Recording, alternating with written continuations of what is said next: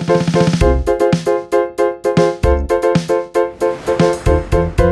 देख रहे हैं केवल सच न्यूज।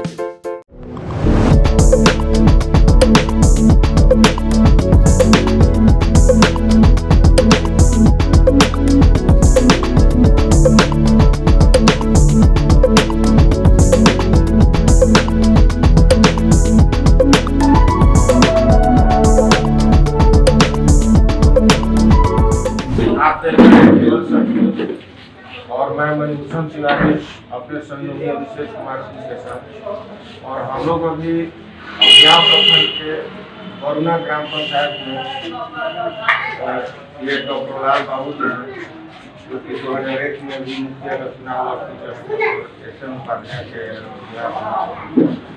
और 2021 आम चुनाव में महिला प्रत्याशी हैं, इनकी बहू है। तो आइए जानते हैं इससे कि क्या कुछ हो रहा है पंचायती चुनाव। अपना नाम बताइए। इनका नाम पिंकी देवी हुआ और ये मुखिया प्रत्याशी है महिला पंचायत। पिंकी जी, आपका एजुकेशन कहाँ तक है?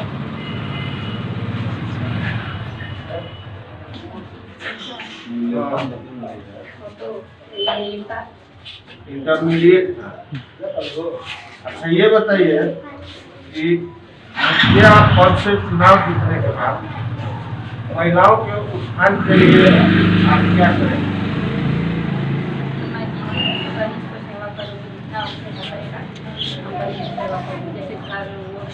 घर नहीं है, रोड है नहीं, जैसे गली में पानी नीचे निकलते रह रहा है, तो वो सब ठीक करूँगी।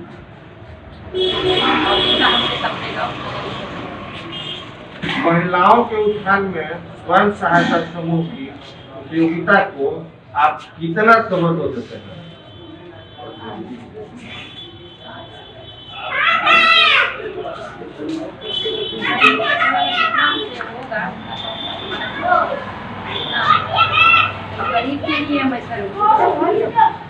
इनका कहना है कि मैं जो कुछ भी करूंगी गरीबों के उत्थान के लिए करूंगी, उनके साथ कोई भेदभाव नहीं। डॉक्टर साहब, हाँ डॉक्टर लाल बाबू इनके नाम है, मुझे मालूम है, पहले भी मैंने इंट्रोड्यूस कर दिया। मैं आपसे जानना चाहूँगा डॉक्टर साहब, 2001 के पंचायत चुनाव में, जो कि बहुत लंबे अरसे के बाद 2001 में पंचायती राज का चुनाव हुआ था, उस समय के अनुभव और 2021 के अनुभव दोनों को शेयर करें। पहले तो मेरे तरफ से पूरी पंचायत की जनता को नमस्कार है। और आज के संदर्भ में मेरे लिए जनता ही भगवान की स्वरूप में खड़ी है हमारे साथ। और यहाँ तो मैं अपने बारे में मैं यही समझता हूँ कि मैं इस धरती पर सिर्फ सेवा करने के लिए ही भगवान ने हमें इस धरती पर भेजा है, चाहे वो सेवा किस रूप में भी हो। गरीबों को आर्थिक मदद, मरीजों को मरीज के गार्जियन की तरह उनका पालन लालन मैंने किया है। और मैं दावे के साथ कह सकता हूँ कि पूरी पंचायत की कोई भी जनता मेरे बारे में ये नहीं कह सकती है कि हम आपके दरवाजे से निराश होकर लौट रहे हैं। और इस हिम्मत और इस भावना के साथ मैं समझता हूँ कि ये जो मुखिया का पद है एक बहुत ही प्रतिष्ठित पद है। मैं इसको अपना हकदार समझ के आज जनता के सामने मैं हाथ जोड़कर खड़ा हूँ। मेरी छोटी बहू पिंकी देवी बैगन छाप से खड़ी है, जिनके पिताजी 23 वर्ष तक कौन पंचायत रहती थी, करपी पंचायत के प्रमुख भी रह चुके हैं। इस प्रकार मेरी बहू जो है ये एक बहुत ही सुलझी हुई राजनीतिक परिवार से आती है। और दूसरा चुनाव हाँ तो इस प्रकार मैं पूरी जनता से निवेदन करता हूँ कि मेरे साथ खड़ा होकर मुझे पूर्ण अपना समर्थन देते हुए मेरी छोटी बहू पिंकी देवी को भारी मतों से विजयी बनाएं और इतना भारी मतों से विजय बनाएं कि मेरा पंचायत आदर्श पंचायत के स्तर तक पहुँचे। 2001 में भी मैं चुनाव में खड़ा था, लेकिन माननीय डॉक्टर एस.एन. उपाध्याय जी, हम लोगों को दोनों आदमी के बीच में बहुत जोरदार टक्कर हुआ और बहुत संयमित रूप से हम लोग चुनाव लड़े थे। मैं 50-60 वोट से वोट हार गया, लेकिन मैं बहुत तौर पर भी प्रसन्न था कि नहीं, एक प्रतिष्ठित आदमी से मेरा बहुत सामना हुआ, अच्छा हुआ, कोई बात नहीं है। ये मेरे लिए कोई आमदनी का जरिया चुनाव नहीं था, और आज भी है कि मैं चुनाव जीतूंगा तो इससे मैं बहुत पैसा कमाऊंगा।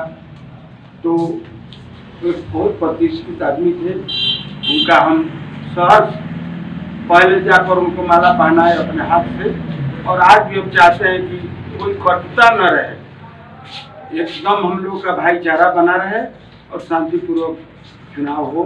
और मैं अपने सभी समर्थकों से फिर अपील करता हूँ कि भारी से भारी मतों से मेरी छोटी बहू को विजयी बनाने की कोशिश।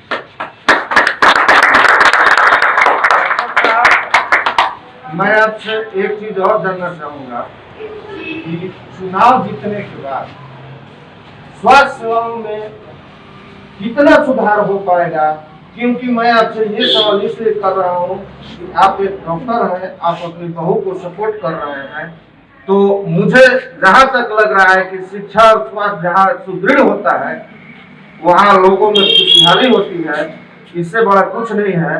तो स्वास्थ्य के बारे में बताएं और साथ साथ ये भी बताएं कि आपके क्षेत्र में कोई प्राथमिक स्वास्थ्य केंद्र है, अगर है तो उसकी स्थिति क्या है और क्या होनी चाहिए।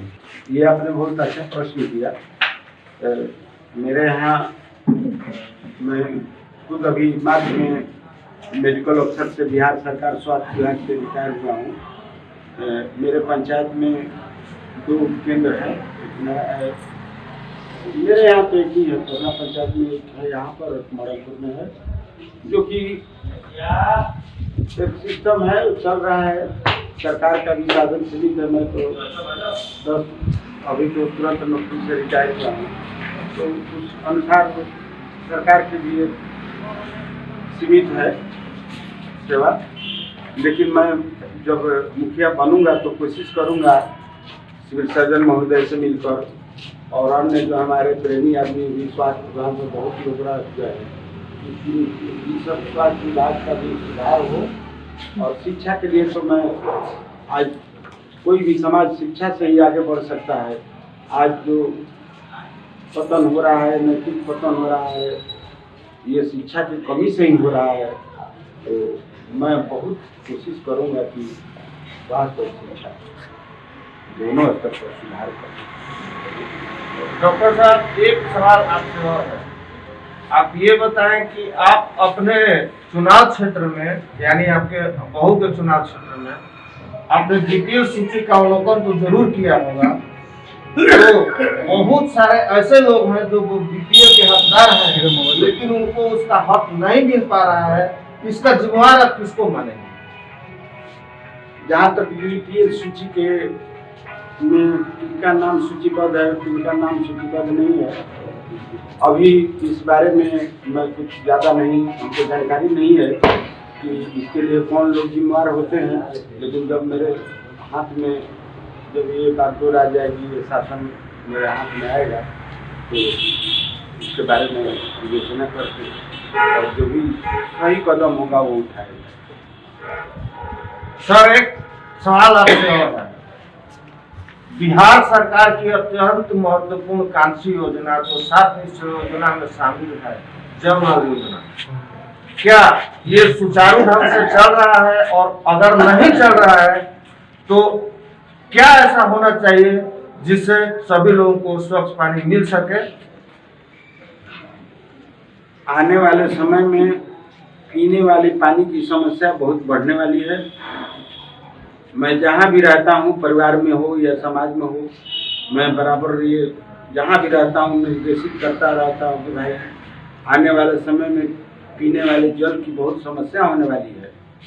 आज जिस प्रकार डीजल पेट्रोल महंगा हो रहा है, उसी प्रकार जल भी हो सकता है कि जल के लिए युद्ध भी लड़ना पड़े अपना वजूद बचाने के लिए। तो सरकार का तो नीति बहुत अच्छा है, लेकिन ये जो जल नल योजना है उनको लगता है कि ये पूरी तरह भ्रष्टाचार की भेंट चढ़ चुकी है ये योजना। तो अब मेरे बारे में कहना क्या है, हमको बस कुछ दिखाई नहीं दे रहा है। हमको लग रहा है कि जीतने के बाद में मैं सिर्फ समाज सेवा में ही रहूँगा, जिसमें जो भी सेवाएं आएगी हम अपने से मेरी बहू, मैं और मेरा परिवार उठाएंगे। अंत में मैं आपको अपनी शुभकामनाएं देते हुए ये जानना चाहूंगा कि चुनाव जीतने के बाद किसानों के जो आज के डेट में सबसे बड़ी समस्या है कि पानी के तलाश में करंट की भेंट चढ़ जाते हैं, उनके लिए क्या सुधार होना चाहिए? ये जो आज हमारे किसान भाई कहीं कहीं बिजली से नाजायज तार जोड़ने के क्रम में कटी हुई तार फारों से अपना काम चलाते हैं गरीबी के चलते, और उसके चलते कभी उनके लड़के, कभी उनका भाई, कभी स्वयं शिकार हो जाते हैं। मैं सरकार से यही कहूँगा, और सरकार ने तो व्यवस्था की है लेकिन उसका अप्लाई नहीं हो रहा है। जो जहाँ बोरिंग लगाना चाहता है लगाए, सरकार वहाँ पर पहुँचाए, विकास पहुँचाए। बहुत से जगह पर तो हम देख रहे हैं कि ऐसा व्यवस्था हो भी चुका है, लेकिन मेरे पंचायत में या मेरे अगल बगल नहीं दिखाई दे रहा है। तो जब मैं सत्ता में आऊँगा तो इसके बारे में जो बिजली विभाग के SDO हैं, ओवरसियर हैं, JE हैं, इन लोगों से मैं बात करके, और अपने पंचायत में तो कम से कम मैं तो चाहूँगा कि सभी जगह हो, लेकिन अपने पंचायत में मैं जल्द से जल्द बिजली का पोल गड़वाऊँगा।